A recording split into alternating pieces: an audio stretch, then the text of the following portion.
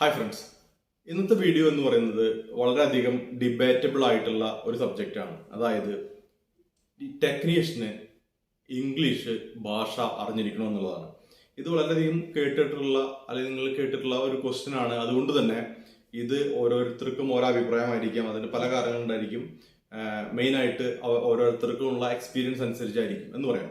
അപ്പോൾ ഇതിനകത്ത് ഞാൻ പറയുന്നത് എൻ്റെ എക്സ്പീരിയൻസ് വെച്ചുള്ള അഭിപ്രായം മാത്രമാണ്. ഇപ്പൊ എന്നോട് ചോദിക്കുകയാണ് ഇംഗ്ലീഷ് ഭാഷ അറിഞ്ഞിരിക്കണമെന്ന് ചോദിച്ചാൽ, അത് ടെക്നീഷ്യൻ ആയിക്കോട്ടെ ആരും ആയിക്കോട്ടെ, ഇംഗ്ലീഷ് ഭാഷ എന്നത് എന്നെ സംബന്ധിച്ചിടത്തോളം ഒരു സ്കില്ലാണ്. അത് ഇംഗ്ലീഷ് ഭാഷ എന്നല്ല, ഏത് ഭാഷയാണെങ്കിലും അത് അറിഞ്ഞിരിക്കുക എന്ന് പറയുന്നത് ഒരു സ്കില്ല് തന്നെയാണ്. കാരണം ഇത് ഏത് ഭാഷ ഏത് സമയത്താണ് നമ്മളെ സഹായിക്കുക എന്ന് പറയാൻ പറ്റില്ല. അപ്പോൾ അത് അറിഞ്ഞിരുന്നത് കൊണ്ട് ഒരു തെറ്റുമില്ല. ഇനി അത് അറിയാത്തത് കൊണ്ട് വലിയ പ്രശ്നമുണ്ടോ എന്ന് ചോദിച്ചു കഴിഞ്ഞാൽ പ്രശ്നമൊന്നുമില്ല. പക്ഷെ ഇത് ഓരോ സാഹചര്യങ്ങളിൽ ഓരോ രീതിയിലായിരിക്കും. അതായത് ഒരു എഞ്ചിനീയറിംഗ് ആയാലും ഡിപ്ലോമ ആയാലും അതല്ലെങ്കിൽ മറ്റേത് കോഴ്സ് കഴിഞ്ഞ ഒരാളായാലും ഇത്തരം സബ്ജക്റ്റുകൾ, ഇത്തരം ലാംഗ്വേജുകൾ അറിഞ്ഞിരിക്കുക എന്ന് പറയുന്നത് എപ്പോഴും ഒരു അഡീഷണൽ സ്കില്ലാണ്. അപ്പോൾ ഇത് ടെക്നീഷ്യന് ഇത് അറിയണമെന്ന് ചോദിച്ചു കഴിഞ്ഞാൽ അറിഞ്ഞാൽ നല്ലത്.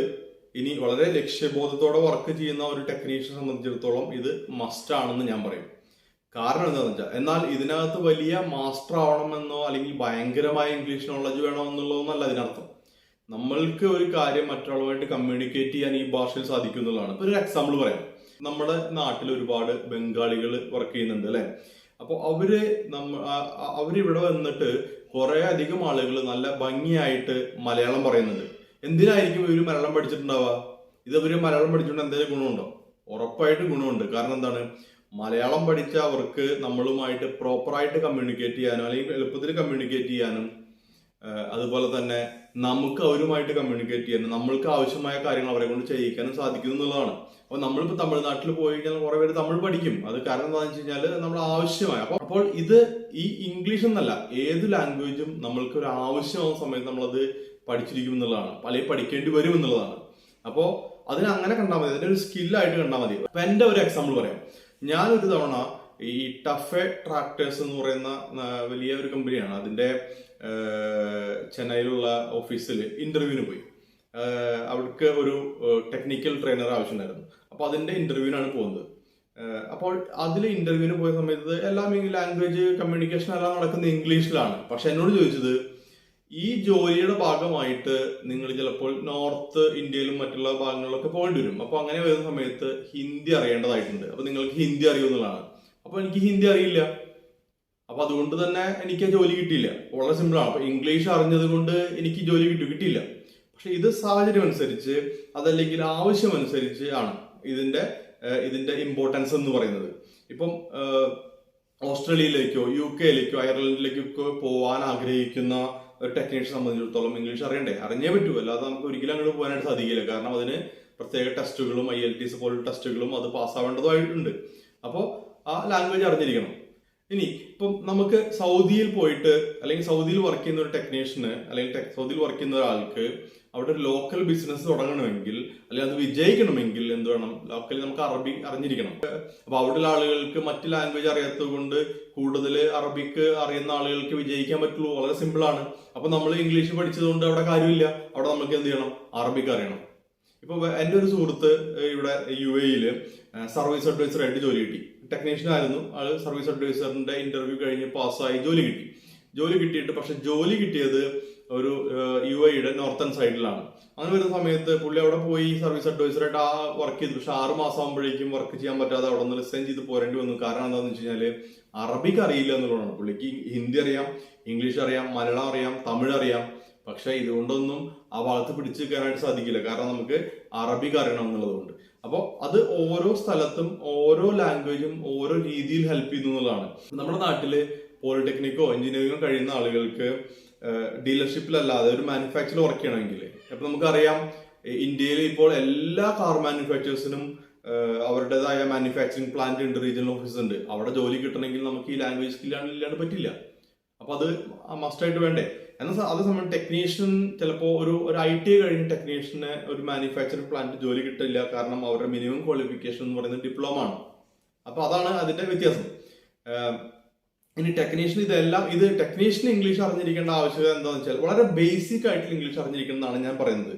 എന്തുകൊണ്ടാണെന്ന് വെച്ച് കഴിഞ്ഞാല് ഇപ്പം നമുക്കറിയാം, സർവീസ് മാനുവലുകളായാലും ടെക്നിക്കൽ സർവീസ് ബുള്ളറ്റിനുകളായാലും അതല്ലെങ്കിൽ പ്രോപ്പറായിട്ട് ജോബ് കാർഡ് റൈറ്റപ്പ് ആണെങ്കിലും ഒക്കെ ഇംഗ്ലീഷിൽ തന്നെയാണ് നമ്മൾ ചെയ്യുന്നത്. അപ്പോൾ നമുക്ക് എന്ത് അറിഞ്ഞിരിക്കണം? ഈ ലാംഗ്വേജിന്റെ വളരെ ബേസിക് ആയിട്ടുള്ള കാര്യങ്ങൾ അറിഞ്ഞിരിക്കണം. ഇനി വായിച്ചു കഴിഞ്ഞാൽ മനസ്സിലാക്കാനും സാധിക്കണം.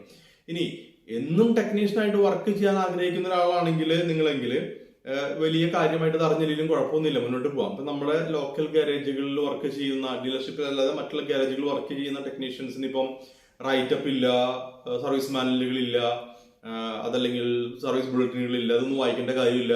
അവർ വർക്ക് ചെയ്യുന്നുണ്ടല്ലോ, ഒരു പ്രശ്നമില്ലല്ലോ, വർക്ക് ചെയ്യുന്നതുകൊണ്ട് കുഴപ്പമില്ല. പക്ഷെ പ്രോബ്ലം എന്താണ്? ടെക്നീഷ്യൻ എന്ന് പറയുന്ന ഈ പൊസിഷനിൽ നിന്ന് നമുക്ക് വേറൊരു പൊസിഷനിലേക്ക് മാറണമെങ്കിൽ, ഫോർ എക്സാമ്പിൾ പറയാം, ടെക്നീഷ്യന് നാളെ ടീം ലീഡർ ആവണം എന്ന് ആഗ്രഹം, അല്ലെങ്കിൽ സർവീസ് അഡ്വൈസർ ആവണം, ഇതാണ് ലക്ഷ്യം എന്ന് വിചാരിക്കുക. സർവീസ് അഡ്വൈസർ ആവണമെങ്കിൽ ഓക്കെ, നമ്മുടെ നാട്ടിലാണ് സർവീസ് അഡ്വൈസർ എങ്കിൽ മലയാളം അറിഞ്ഞാൽ മതി, ഒരു പ്രശ്നമില്ല. അതേസമയം ഈ ആൾക്ക് ഗൾഫിലോ അല്ലെങ്കിൽ മറ്റുള്ള രാജ്യങ്ങളിലോ പോയിട്ടാണ് ഈ ജോലി ചെയ്യണം, കൂടുതൽ ശമ്പളം കിട്ടണം എന്നുള്ള ആഗ്രഹം ഉണ്ടെങ്കിൽ ഈ കമ്മ്യൂണിക്കേഷൻ ഇല്ലാതെ, ഈ ഇംഗ്ലീഷ് സ്കില്ലില്ലാതെ നമുക്ക് ഈ എങ്ങനെ കസ്റ്റമേഴ്സിനോട് സംസാരിക്കാം? ഒരു കാരണവശാലും നമുക്ക് ഇത് കമ്മ്യൂണിക്കേറ്റ് ചെയ്യാൻ പറ്റില്ല, അല്ലെ? അതേസമയം എല്ലാ സ്ഥലത്തും ഈ ഇംഗ്ലീഷ് കൊണ്ടുപോയാൽ പറ്റില്ല. നേരത്തെ പറഞ്ഞ പോലെ തന്നെ അറബിക്ക് ആവശ്യമുള്ള ചിലപ്പോൾ അറബിക്ക് ആവശ്യമായിട്ട് വരും. അപ്പോൾ അത് ഓരോ സാഹചര്യം അനുസരിച്ചായിരിക്കും എന്ന് പറയാം. ഇനി ഒരു ടീം ലീഡർ ആവണമെങ്കിൽ എന്ത് വേണം? ഇത് ഇംഗ്ലീഷ് മാത്രം അറിഞ്ഞുകൊണ്ട് കാര്യമല്ലോ, ഇംഗ്ലീഷ് അറിയണം. പക്ഷെ അതിന്റെ കൂടെ ചിലപ്പോൾ നമുക്ക് എന്തറിയണം? കമ്പ്യൂട്ടർ അറിയേണ്ടതായിട്ട്, അല്ലെ കമ്പ്യൂട്ടറിന്റെ ബേസിക് ഓപ്പറേഷൻ അറിയേണ്ടതായിട്ടുണ്ടാവും.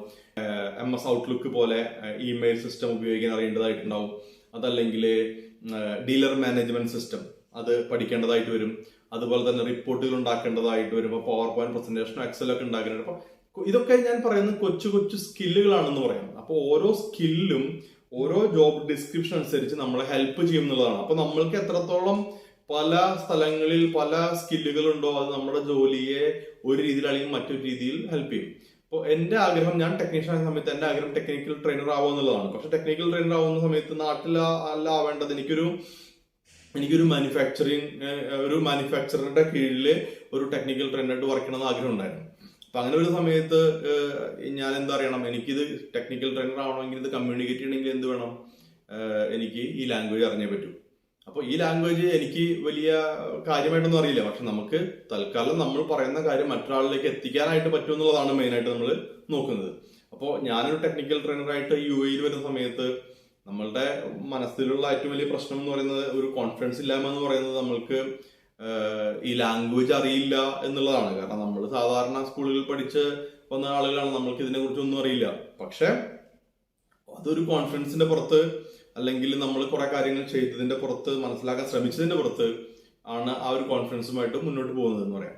അപ്പോൾ എന്നെ സംബന്ധിച്ചിടത്തോളം ഇത് ഒരു സ്കില്ലാണ്. അത് ഇംഗ്ലീഷ് ആയിക്കോട്ടെ, അറബിക് ആയിക്കോട്ടെ, ഹിന്ദി ആയിക്കോട്ടെ, ഏതൊരു ലാംഗ്വേജ് ആയിക്കോട്ടെ. അപ്പം എനിക്കൊരു ജർമ്മൻ മാനുഫാക്ചറിൽ വർക്ക് ചെയ്യണ ആഗ്രഹമുണ്ട്. പക്ഷെ അവരുടെ ഒരു റിക്വയർമെന്റ് എന്ന് പറയുന്നത് ചിലപ്പം ജർമ്മനോ അല്ലെങ്കിൽ ഫ്രഞ്ചോ അറിഞ്ഞിരിക്കണം എന്നുള്ളതായിരിക്കും.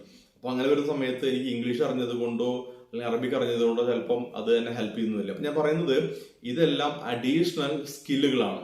അപ്പൊ നമ്മളുടെ ഭാവിയിലേക്ക് നമ്മളുടെ ലക്ഷ്യം എന്താണോ അതിനനുസരിച്ച് അതിനാവശ്യമായ സ്കില്ലുകൾ ആഡ് ചെയ്യുക എന്നുള്ളതാണ് നമ്മൾ മിനിമം ചെയ്യേണ്ട ഒരു കാര്യം. അപ്പോൾ ഞാൻ പറയുന്നത് വീണ്ടും, നമ്മൾ ഇതിൽ മാസ്റ്റർ ആവണമെന്നോ, ആവാൻ പറ്റുന്നവർക്ക് ആവാം, അത് നല്ലതാണ്.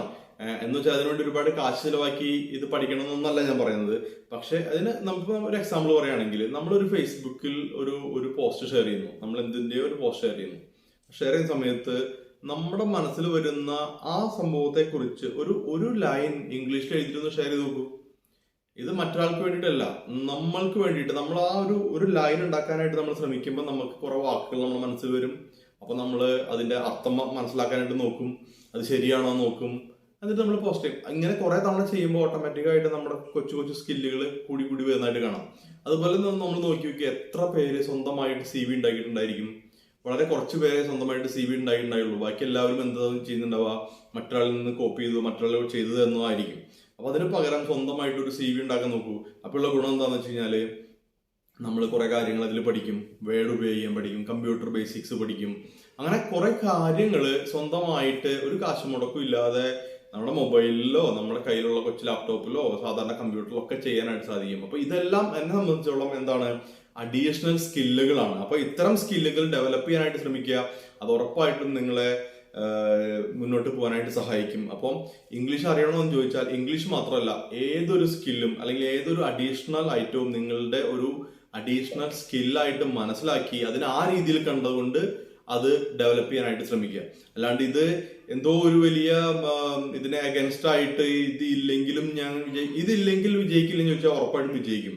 പക്ഷെ ഒരു പ്രശ്നമുണ്ട്, ഇത് ഗ്രോത്ത് എന്ന് പറയുന്ന ഒരു പ്രശ്നമുണ്ട്. അതായത് ടെക്നീഷ്യനിൽ നിന്ന് മറ്റൊരു പൊസിഷനിലേക്കുള്ള ഗ്രോത്ത് അനുസരിച്ചിരിക്കും, അല്ലെങ്കിൽ ഗ്രോത്ത് ഉണ്ടാവണമെങ്കിൽ എന്തൊക്കെ വേണം, ഇത്തരം അഡീഷണൽ സ്കില്ലുകൾ ആവശ്യമായിട്ട് വരും. അല്ലാതെ മുന്നോട്ട് പോകാൻ ബുദ്ധിമുട്ടാണ്. അപ്പൊ അത് മനസ്സിലാക്കുക. അപ്പം അതാണ് അതിനെ കുറിച്ച് പറയാനുള്ളത്. അപ്പൊ എന്റെ അഭിപ്രായം എന്ന് പറയുന്നത് ഇത് അറിഞ്ഞിരിക്കുന്നത് വളരെ നല്ലതാണ് എന്നാണ് എന്റെ അഭിപ്രായം. ബേസിക് ആയിട്ട് പറയുകയാണെങ്കിൽ ഒരു ഇന്റർവ്യൂ അറ്റൻഡ് ചെയ്യും. ഇനി ഇതൊന്നും പറ്റില്ലെങ്കിൽ ഒരു ഇന്റർവ്യൂ അറ്റൻഡ് ചെയ്ത് അത് തിയറി ടെസ്റ്റ് പാസ്സാവണമെങ്കിൽ ക്വസ്റ്റ്യൻ എഴുതിയത് നമുക്കത് വായിച്ച് മനസ്സിലാക്കാൻ പറ്റണം. കാരണം ആരും മലയാളത്തിൽ നമുക്ക് ക്വസ്റ്റ്യൻ പേപ്പർ തരുന്നില്ല. ഈവൻ നാട്ടിൽ പോലും ഇന്റർവ്യൂ ഇപ്പം അവരൊരു തിയറി ടെസ്റ്റ് നടത്തി കഴിഞ്ഞാൽ അവർ ഇംഗ്ലീഷിലായിരിക്കും ക്വസ്റ്റ്യൻ പേപ്പർ തരുന്നത്, അല്ലെങ്കിൽ ഇന്റർവ്യൂ ടെസ്റ്റിന്റെ പേപ്പർ തരുന്നത്. അപ്പോൾ അത് കൃത്യമായിട്ട് വായിച്ച് മനസ്സിലാക്കാനുള്ള അറിവെങ്കിലും നമ്മൾക്ക് ഉണ്ടായിരിക്കണം. അതാണ് ഞാൻ ഉദ്ദേശിച്ചത്. അല്ലാണ്ട് ഇതിനകത്ത് വലിയ മാസ്റ്റർ ആവണം എന്നുള്ളതല്ല. വീണ്ടും വീണ്ടും ഞാൻ പറയുന്നത്, വളരെ ബേസിക് ആയിട്ടുള്ള ഇംഗ്ലീഷ് നോളജ് ഉണ്ടായിരിക്കുന്നത് വളരെ നല്ലതാണ് എന്നാണ് എൻ്റെ അഭിപ്രായം. മറ്റൊരു കാര്യം എനിക്ക് പറയാനുള്ളത്, നമ്മൾ ഫേസ്ബുക്കിൽ ഒരുപാട് സമയം സ്പെൻഡ് ചെയ്യുന്നു, ഇൻസ്റ്റാഗ്രാമിൽ ഒരുപാട് സമയം സ്പെൻഡ് ചെയ്യുന്നു, അല്ലെങ്കിൽ ടിക്ടോക്കിൽ ഒരുപാട് സമയം സ്പെൻഡ് ചെയ്യുന്നു. ഞാൻ പറയുന്നത് ഒരു ജോബ് സീക്കറെ സംബന്ധിച്ചിടത്തോളം മറ്റൊരു സൈറ്റ്, ഒരു പ്രൊഫഷണൽ സൈറ്റ് എന്ന് പറയുന്നത് ലിങ്ക്ഡിൻ എന്ന് പറയുന്ന സൈറ്റാണ് ലിങ്ക്ഡിൻ. അപ്പൊ ലിങ്ക്ഡിനിൽ ഒരു പ്രൊഫൈൽ ഉണ്ടാക്കുക, അതുപോലെ അത് പല കമ്പനികളുടെയും HR അല്ലെങ്കിൽ അതുമായിട്ടുള്ള ആളുകളുമായിട്ടോ നെറ്റ്വർക്കിംഗ് ചെയ്യുക. അപ്പൊ അത് നിങ്ങൾ പുതിയ ജോലി കണ്ടെത്താനോ പുതിയ മേഖല കണ്ടെത്താനോ സഹായിക്കും.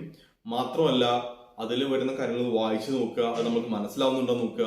പലപ്പോഴും ഒരു കാര്യം ശ്രദ്ധിച്ചിട്ടുള്ളത്, ജോബ് പോസ്റ്റ് ചെയ്തതിനു ശേഷം അതിനകത്ത് പറഞ്ഞിട്ടുണ്ടായിരിക്കും ഇന്ന ഇമെയിൽ ID CV അയക്കാനായിട്ട്. പക്ഷെ പലരും എന്ത് ചെയ്യുന്ന വെച്ചാൽ അതിനിടയിൽ interested, please check my profile എന്നൊക്കെ പറഞ്ഞ് എഴുതി വരുന്നത് കാണാം. അപ്പൊ അവർ കൃത്യമായിട്ട് പറഞ്ഞിട്ടുണ്ടെങ്കിൽ പോലും നമ്മൾ അത് ചെയ്യാൻ തയ്യാറില്ല എന്നുള്ളതാണ്. അപ്പൊ അത്തരം കാര്യങ്ങൾ ശ്രദ്ധിക്കുന്നത് നമ്മൾ ഒരുപാട് ഹെൽപ്പ് ചെയ്യും. അപ്പോൾ എനിക്കറിയാം ഒരുപാട് പേര് മറ്റു പല സബ്ജക്റ്റുകളും ചെയ്യണമെന്ന് പറഞ്ഞിട്ട് ഒരുപാട് റിക്വസ്റ്റുകളുണ്ട്. ജോലിയുടെ ഭാഗമായിട്ടുള്ള തിരക്കുകൾ കൊണ്ടാണ് ശരിക്കും കണ്ടിന്യൂസ് ആയിട്ട് വീഡിയോ ചെയ്യാൻ പറ്റാത്തത്. നമ്മളൊരു റെഗുലർ യൂട്യൂബർ അല്ലാത്തത് കൊണ്ട് കറക്റ്റ് ആയിട്ട് ഇന്റർവെല്ലിൽ കറക്റ്റ് ആയിട്ട് വീഡിയോ ചെയ്യാൻ പറ്റുന്നില്ല. എങ്കിലും പെൻഡിങ് ആയിട്ടുള്ള കുറെ റിക്വസ്റ്റുകളുണ്ട് പല സബ്ജക്റ്റുകളെ കുറിച്ച്. അതിന് പറ്റാവുന്ന രീതിയിൽ ചെയ്യാം. കാരണം അത് വെറുതെ ഓടി വന്നിട്ട് ചെയ്തിട്ട് കാര്യമില്ല. കൃത്യമായിട്ട് പഠിച്ച് കൃത്യമായിട്ട് ഇൻഫർമേഷൻ വെച്ചിട്ട് തന്നെ പറയണമെന്നുള്ള ആഗ്രഹം ഉള്ളത് കൊണ്ടാണ് അത് ഞാൻ വെയിറ്റ് ചെയ്യുന്നത്. അപ്പം മുന്നോട്ട് പോകുന്നതോറും ഓരോ വീഡിയോയും കറക്റ്റായിട്ട് ചെയ്യാനായിട്ട് ശ്രമിക്കാം. അപ്പൊ ഈ വീഡിയോ നിങ്ങളെ സഹായിക്കുമെന്ന് വിശ്വസിക്കുന്നു. അടുത്ത വീഡിയോയിൽ മറ്റൊരു സബ്ജക്റ്റുമായിട്ട് വീണ്ടും കണ്ടുമുട്ടാം. Thank you so much for watching.